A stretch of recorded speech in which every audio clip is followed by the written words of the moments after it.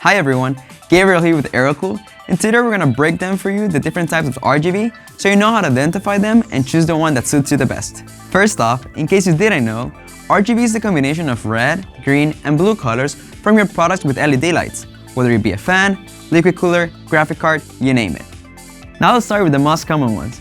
FRGB stands for fixed RGB. On this type of products, each LED has a solid color which comes together to create a fixed RGB effect.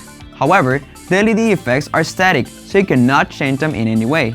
Both the fan and the LEDs are actually powered by one connector, unlike RGB, which requires one connector to power the device and another connector to power the LED.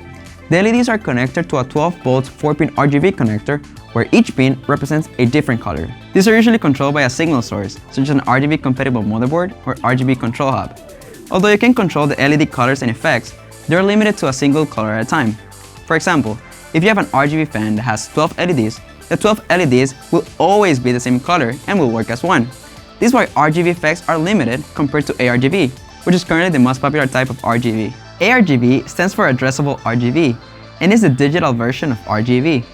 They connect via a 3-pin connector and it only works with a 5 volts, so make sure not to connect to a 12 volts RGB connector. Otherwise, you will burn the LED of your products.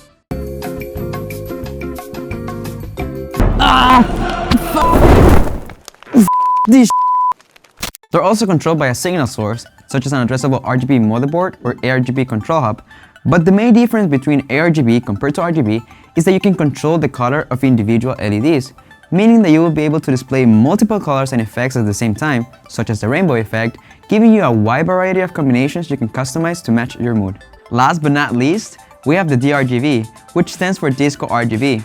They're powered by a Molex or 4-pin connector, and the color of LEDs can change individually, but the default lighting effect cannot be controlled.